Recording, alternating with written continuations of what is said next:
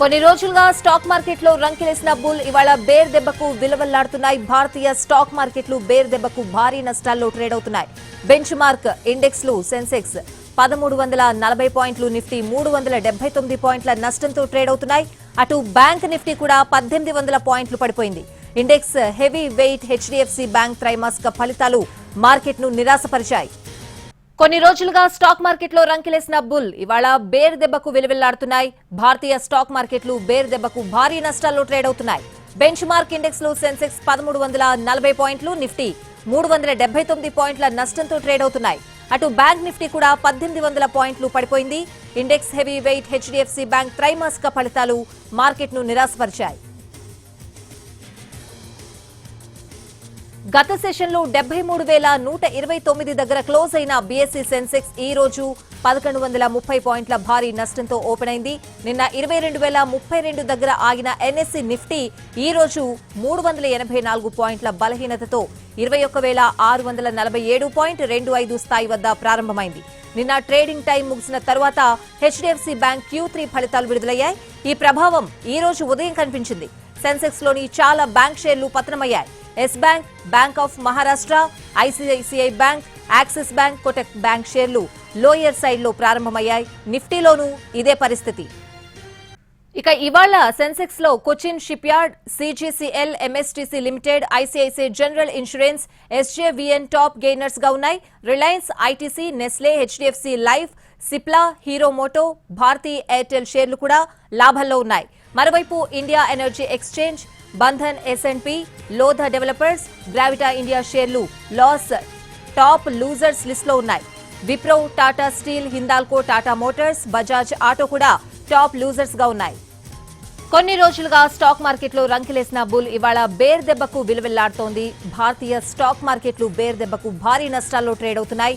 Bench mark index లు సెన్సెక్స్ 1340 పాయింట్లు, Nifty 379 పాయింట్ల నష్టంతో ట్రేడ్ అవుతున్నాయి. మార్కెట్ల పతనానికి సంబంధించి తన అనాలిసిస్ అందించేందుకు బిజినెస్ అనలిస్ట్ శేషు గారు ఫోన్ లైన్ లో సిద్ధంగా ఉన్నారు మనతో మాట్లాడడానికి. శేషు గారు, ఎట్లా చూడాలి మార్కెట్లు ఇంతలా కుప్పకూలిపోవడానికి? అంటే లాస్ట్ మనకి కొన్ని నెలలుగా చెప్పాలంటే మార్కెట్స్ నాన్ స్టాప్ గా పెరుగుతూనే ఉన్నాయి. మరి ముఖ్యంగా కోవిడ్ తర్వాత లాస్ట్ 3 years లో నిఫ్టీ కానీ గమనిస్తే మనకి దగ్గర 80% దాకా గెయిన్స్ చూసాము. ఈవెన్ 2024 లో కూడా ఇనిషియల్ గా కొంచెం అట్లా కొంచెం కన్సాలిడేషన్ లో ఉన్నా కూడా 22,000 దాకా నిఫ్టీ వెళ్ళింది.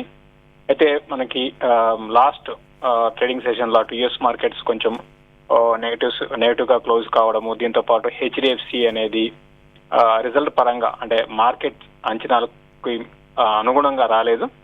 సో దాని కారణంగా ఏంటంటే ఒక్కసారి బ్యాంక్ నిఫ్టీలో మనకి ఈ పతనం స్టార్ట్ అయింది ఈరోజు. సో ఈ రోజు కానీ గమనిస్తే ఎక్కువగా బ్యాంక్స్ ఏనండి, మొత్తం దాదాపు బ్యాంక్ నిఫ్టీనే చూస్తే దగ్గర 1800 పాయింట్స్ దాకా కరెక్షన్ బ్యాంక్ నిఫ్టీలో మనం చూసాము. పర్సంటేజ్ పరంగా 3.8% అనమాట, 46,000 కి బ్యాంక్ నిఫ్టీ వచ్చింది. సో దాని కారణంగా నిఫ్టీ బాగా ఈ విధంగా పడ్డం అనేది చూసాము. దీంతో పాటు మనకి మిడ్ అండ్ స్మాల్ క్యాప్ లో అయితే బాగా భారీ సెల్లింగ్ అనేది చూస్తున్నాము. ఈవెన్ ఈ రోజు కాదు, నిన్న మార్కెట్స్ బాగున్న రోజు 2 days బ్యాక్ కూడా మిడ్ అండ్ స్మాల్ క్యాప్ లో ఆల్రెడీ ప్రాఫిట్ బుకింగ్ అయితే కనపడింది.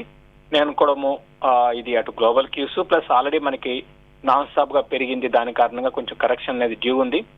మనం భారీగా పడిపోయింది అనుకుంటున్నాం, భారీగా ఏం పడలేదు. ఎందుకంటే 368 పాయింట్స్ పర్సంటేజ్ పరంగా నిఫ్టీ ఓన్లీ 1.6% పడింది. కాబట్టి ఏంటంటే ఇవన్నీ కూడా స్టాక్ మార్కెట్ లో మామూలే. సో పడ్డం అనేది ఇంకా హెల్దీ మార్కెట్స్ కి. సో నా లాంగ్ టర్మ్ ఉద్దేశం ఉంటే నేను అనుకోవడము మన ఇండియాలో గ్రోత్ స్టోరీ ఇంకా స్టిల్ ఇంటాక్ట్ ఉంది. నెక్స్ట్ 5 to 6 years అనేది ఇండియాకే 5 to 6 years కాదు 10 years అలా పెట్టుకుంటే డెఫినెట్ గా ఇండియా అనేది అద్భుతంగా ఉండే అవకాశాలు ఉంటాయి. కాబట్టి ఇటువంటి కరెక్షన్స్ లో మంచి క్వాలిటీ స్టాక్స్ లోనే ఇన్వెస్ట్ చేయమని చెప్తాను.